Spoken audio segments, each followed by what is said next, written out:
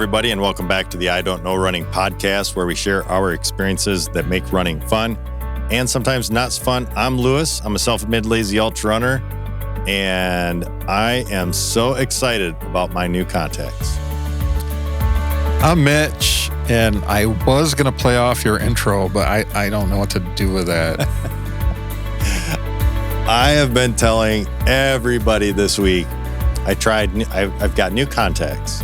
Bausch & Lomb, they make contacts, and they came out with a new kind of contact lens that you don't have to have readers.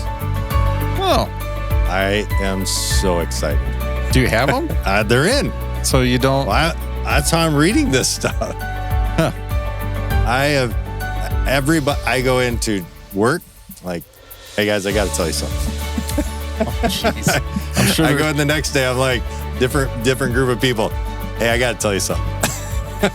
Don't we all do that about everything anyway? Like after you hit a certain age, you tend to repeat yourself a lot. No, but this is not because I forget. Because I think that about my dad. He tells me the same story a million times, but then I'm like, I think I do the same thing. I think that can happen, but this is intentional, not because I forgot. There it is. They're thinking that you lost it, though. No, because it's not the same group of people. It's a different group of people, is what I'm saying. You're that guy. They're all talking about you now. No, this is completely different.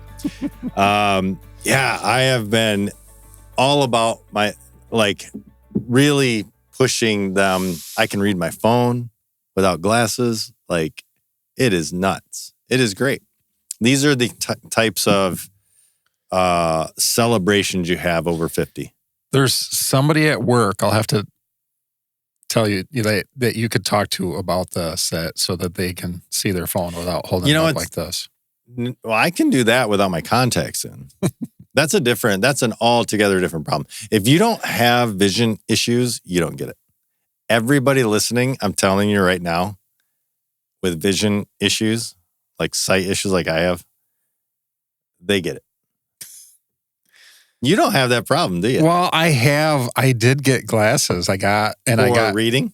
Well, for everything, really. And I hate wearing them. So I just get used to not wearing them. But you can read your computer?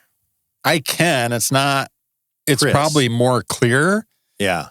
And I got those progressive lenses. Oh, yeah. And they drive me crazy. So I haven't made myself get used to them. So they sit in my truck all the time. Progressives, you have to be committed to working through that first couple of weeks of just wearing them. It's going to suck for 2 weeks. But once, it's just like anything. Our brains are incredible how they start to sort stuff out.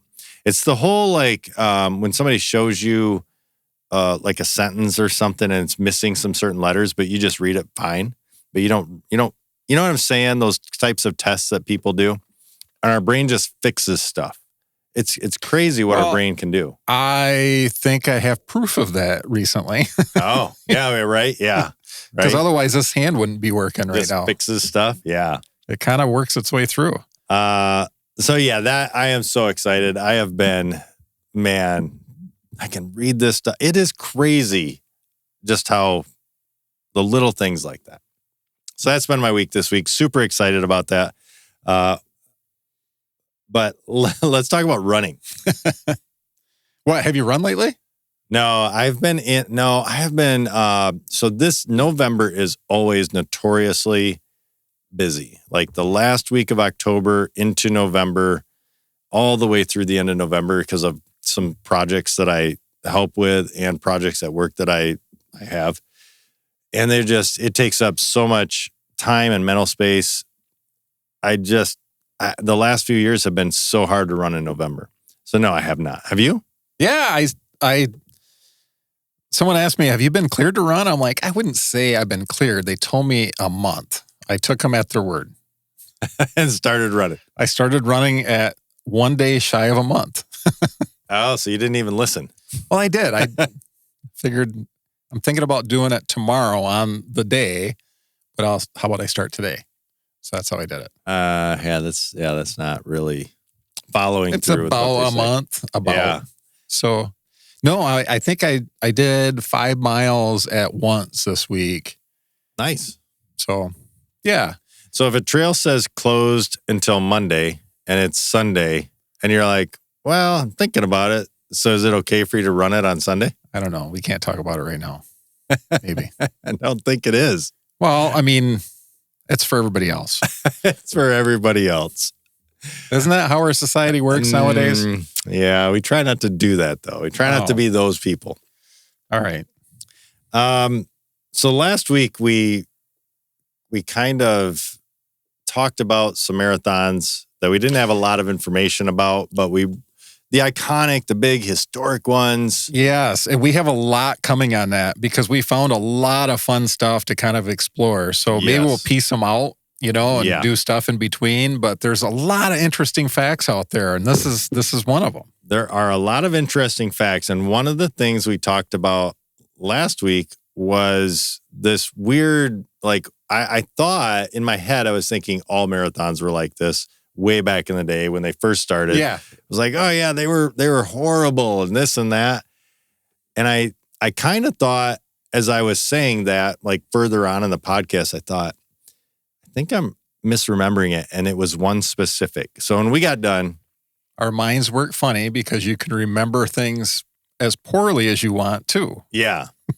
And you sent some stuff. Well, basically we got done with the podcast. I think we both just kind of jumped into like, all right, let's look at some of this stuff that we talked about and get a little research on it so we can put out another podcast about these specific marathons. And in my process, I went, you know what? So for some reason, St. Louis stands out to me. I did remember that, but I didn't say it on the podcast because I wasn't certain. And so I just looked up I don't remember what I looked up, but I looked up like early marathon St. Louis or something like that. And that is what brings us to this episode. Right. Yeah, because you put through that, I think it's this, and I start looking stuff up. We start kind of going back and forth. And I started reading to you some of the stuff, and you're like, what? This can't be real. I remember that loosely, but it's the 1904 Olympic Marathon in St. Louis. Yes. Bonkers. And we found out that 1896 was the first. 1890 was the first Olympic. 1897, Boston was the second and has been since. Yeah. So this was not long after the first one. Yeah. So we are going to dive into the 1904 Olympic Marathon, which was held in St. Louis, Missouri, for the Olympics. It was an Olympic marathon.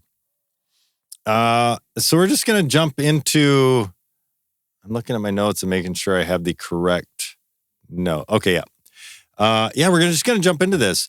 So we have, and honestly, do yourself a favor because we're probably going to miss some facts. But if you find this interesting, go to Wikipedia and watch it, or just search YouTube for St. Louis 1904 Olympics Marathon.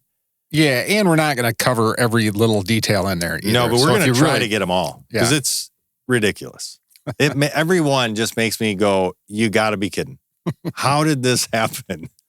But as you said, well, hey, that's how we learn, right? Yeah. We wouldn't do stupid crap like that now if it wasn't for that. Holy cow. So let's jump into it. Number one, imagine this. It's the hottest day. Imagine it's the hottest day. Super dusty roads. No water, although that's a little bit of a exaggeration. Cars kicking up dust in your face. And a marathon runner's hallucinating on strychnine, rat poison, essentially. That's a fact. Here's your 1904 St. Louis Marathon. That's essentially what it goes down to. Classified or labeled as one of the most chaotic and unbelievable races in history. And as we read through these things that happened, I think you'll agree this probably is the most unbelievable, chaotic race that could have happened. I have an idea. Like we talked about the Athens Marathon last week, and maybe we should, like they wanted to recreate the historical. Oh my God. We could recreate the historical 1904 St. Louis Marathon. I don't think you could get an insurance company to cover you. There's just no way. There's a high likelihood that someone could die. Well, we only have openings for 32 runners for this. Apparently, because they only had 32 runners start. And for those listening, just take a quick guess at how many finished. Write that down, and we'll tell you in a little bit how many finished of the 32. Heat, dust, wild animals, poison, cheating, naps, rotten apples, car rides, all that to come as we go through these facts. Let's start with the background. Who was there and why the race mattered? It was the third Olympic marathon, which 1896. Did they do it? I don't know. The math doesn't math, but maybe they standardize after that. Yeah, I wonder. We don't have the facts on that. Yeah, because it's every 4 alternate. Now it's every 4 alternating with the winter. So it's really, you get Olympics every 2 years now, right? I think that's still the way it is. Pretty sure. Maybe. Pretty sure. It used to be every 4, which was stupid because you had to literally wait 4 years. Think about that. It's a career for some people. Yeah. Well, no, I'm talking as in the spectating. Right. You had to wait 4 years to see the Olympics, and then they're like, hey, we should flip flop these so that one is every 2 years, or we get an Olympics every 2 years. For all of those people that get mad when someone says, "How far of a marathon did you run?" Yeah. What year was it? Yeah, that's your follow up. Is what year? Right. Because it was the early, as we mentioned last week, the early marathons were based on the run of phytopides. I think I'm saying that correct now. I was definitely saying it wrong last week. Phytopides was roughly 25 miles. And here, this one was 24 miles, 1,500 yards. Yeah, not 25. Not 25. Because it's actually 40 kilometers. I think I could have, if Boston qualifying was the same, I could have qualified by now. Yeah. Yeah. So yes, it was 24 miles, 1,500 plus 1,500 yards. The nations that were represented were the USA, France, Cuba, Greece, Orange River Colony. Not sure what country that is. Great Britain and Canada. The notable runners that were there, and they're actually, and it's funny because if we say notable runners, nobody's going to know these names. I highly doubt anyway. Maybe. But these were champions. Like several of these guys won Boston early on or in these years, either pre or post this race. Like these weren't just hacks, right, that showed up. They were good runners in their time. Yeah. So Arthur Newton, only runner returning from 1900 Olympics. So, wait, that math is correct. 1, 2, 3. I came to the same thing as you at the same time as you. Okay, so everybody that was listening is like, these guys are idiots. That's totally maths. Cut that part out. I'll edit that. They can shake their heads at us and comment. Yeah, there you go. Yep. How many of you said these guys are idiots? when you heard us trying to do the math early. Yeah. The last 3 Boston Marathon champions were there. Some historic facts. It was the first 2 Black African Olympians ever. Len, man, I do not know. You didn't look that one up. Mm-mm. I can't do either one. Tanyain and Jean Machini, whatever. Something like that. Both Botswana, not Botswana. Both long distance message runners during the Boer War. I didn't think about that. Like more to look up. Back then, that's what a lot of your runners came from, where they were messengers of some kind. Crazy. You had to run for your life. So let's jump into the race itself. So you've got a little bit of background on who was there, that kind of a thing, and where it was at. But let's jump into a little bit about the race. Conditions. Most races, I don't even know when it started, but I would, even then, I think, you're running a long distance. You probably want to get started early before the heat of the day, right? So in August. It's in August. So you want to, what time would you want to start? Usually pretty 5 early. a.m. Yeah. Maybe 6, you know. But you know it's going to suck either way, right? Yeah. But 3 hours, you're done by 9, you know, maybe it's a bad day, 10. Stay out of, don't get for the Olympic heat of the runners. Day. Yeah. So they had the bright idea to start at 3 p.m. in St. Louis in August. Whew. That adds up to roughly 135-degree index. So probably pretty warm. That's at the start. Like, my goodness. Oh, my gosh. It does go on to say more about modern marathon start early morning, which, yep. But we had to learn, right? Had to learn somewhere. These guys taught us a ton. Right. About what to do. Let's get into the racing side of it. Dust clouds. Officials drove ahead and behind runners in cars. And guess what? These were not paved roads. They were unpaved. Dirt roads. Yeah. Constantly kicking up dust. And so I was trying to remember. I was thinking it was carbon dioxide or monoxide. It was the dust. But it was the dust that was almost killing people. And I'm not even exaggerating that. You can't fathom that because even dirt roads by us don't kick up as much dust as probably because they were untreated. Yeah, but we used to remember when we were kids, they used to put some kind of detergent down. I think it was just straight oil, but yeah.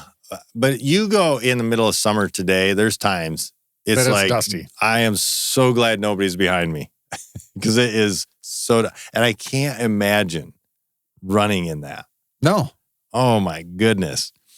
So yeah, they were unpaved. The contestants are constantly choking on dust. Runners actually inhaled so much dust that one, actually, I think a few, almost died. Died.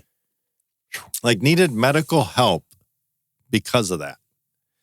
Obstacles on the course included crosstown traffic because guess what? Most marathons, especially Olympic, closed course, right? No traffic. Well, this wasn't. It was open. Wagons, trains, trolleys, dogs. More on that later. And spectators just wandering around. Again, not a closed course. It's almost like Spartan race. Point A to point B, get there as fast as you can. You see the fails where someone runs across the road, like for bikers especially, and then a biker hits them. That's good time. Yeah. Oh, and last minute reroutes due to washed out roads.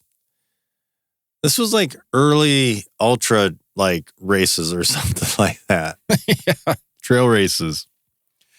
Early drama, runners dropping everywhere, literally throughout and remember we said 32 started.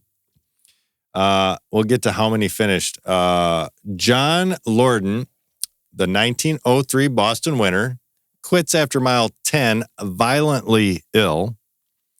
Sam Miller, the 1902 Boston winner, leads early but is destroyed by the dust, drops at mile 14, roughly mile 14. William Garcia nearly bleeds to death internally from dust inhalation. Collapses unconscious on the course. Can you believe that? It's nuts. This is the Olympics that we're talking about.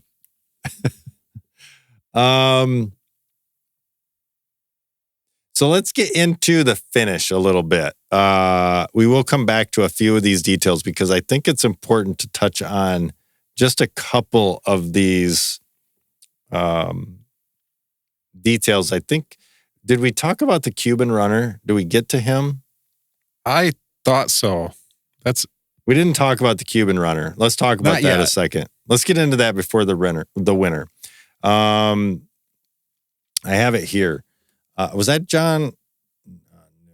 Cuban, South America. Adrian. Did you find it? Andiaran Carvajal? That sounds about right. He was a late entry. I'm remembering this because I don't have the notes in front of me. But he arrived to New Orleans like days before the race. Didn't have hardly any money on him. Well, lost all his money gambling on his way to St. Louis. Hitchhiked to the start. Ran in street clothes. He cut his pants into shorts. Yeah, another runner actually suggested, like, hey, here's some scissors. You might want to cut those pants. Hadn't eaten in 40 hours. Steals a peach from a spectator. Oh, my gosh. And then later eats rotten apples on the course and he gets stomach cramps. Lies down, takes a nap, still finishes fourth. Oh, my goodness. So let's get into the winner. Well, no, let's get into the first guy that crossed the finish line.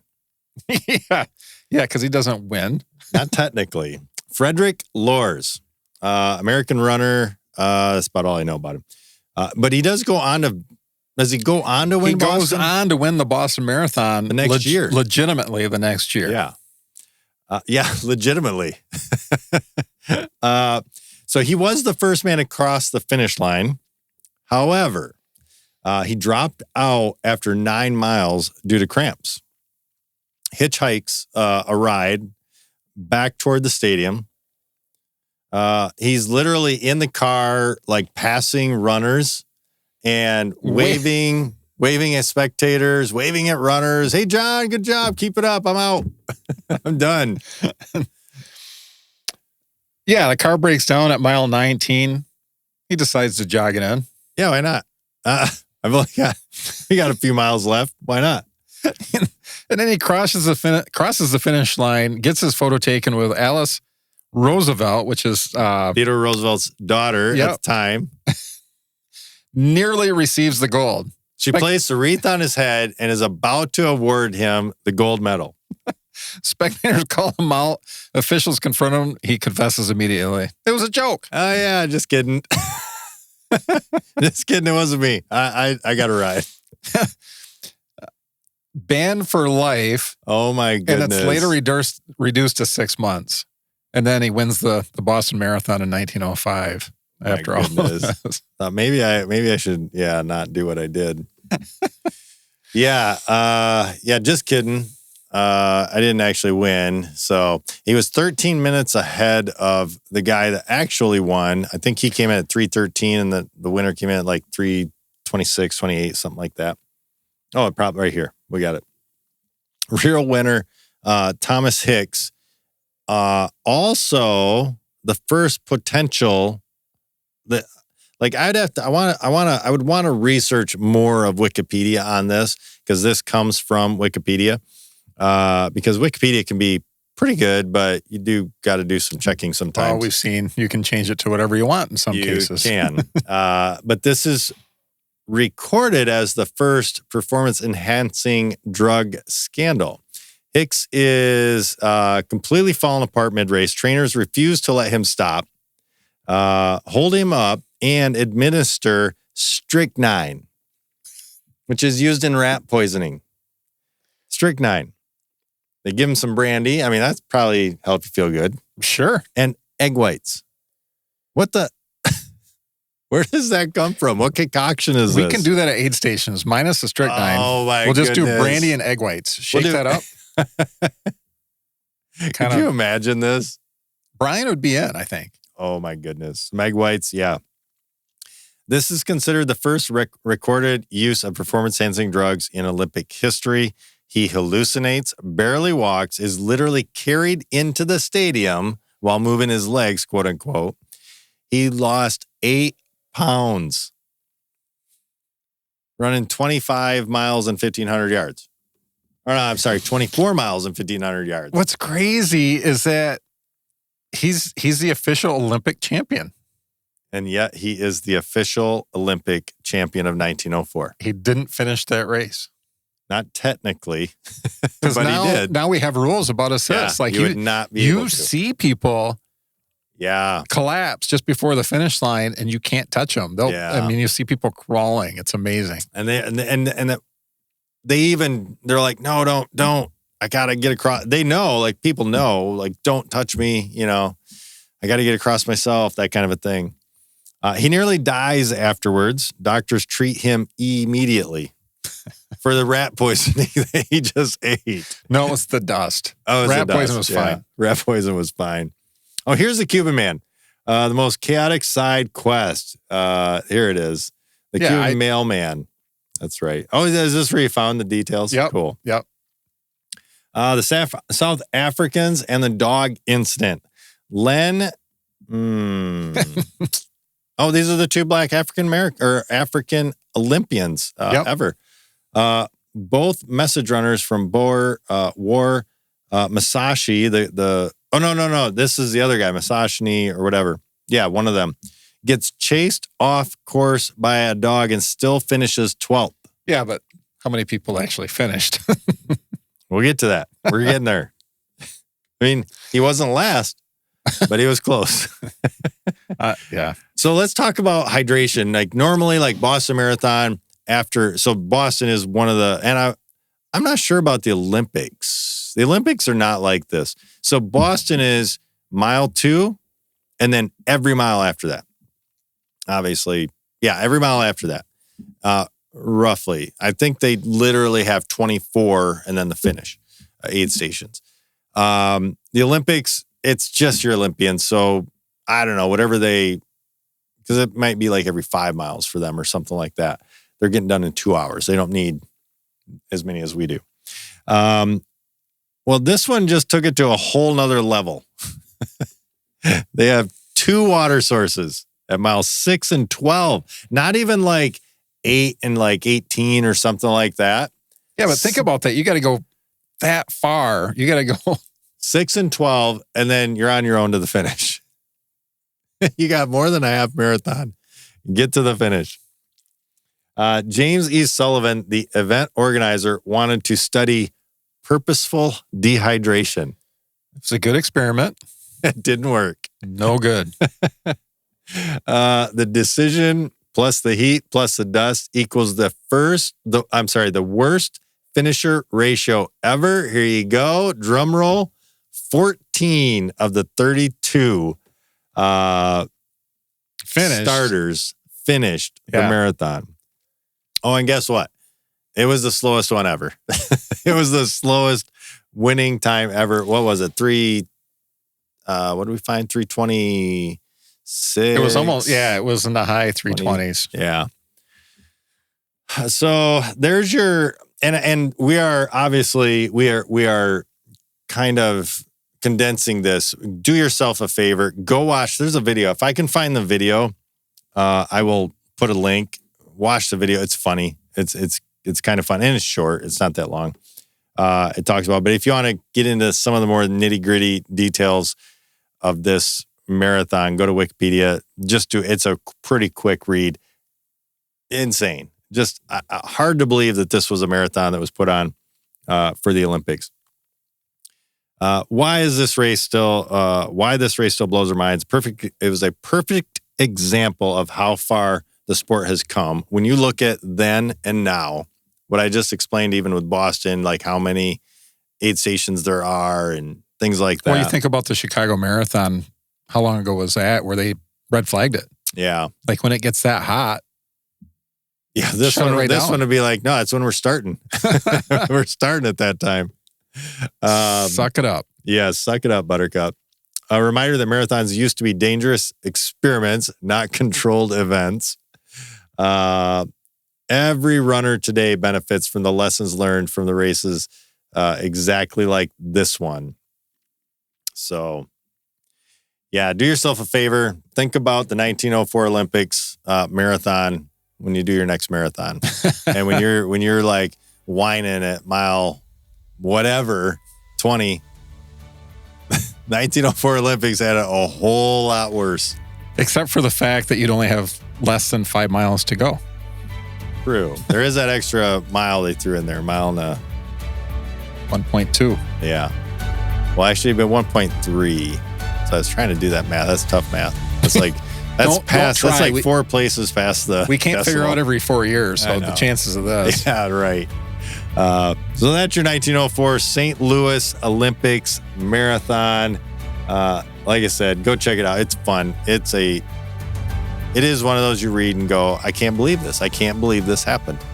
All the stuff that went on in this race. It's fun.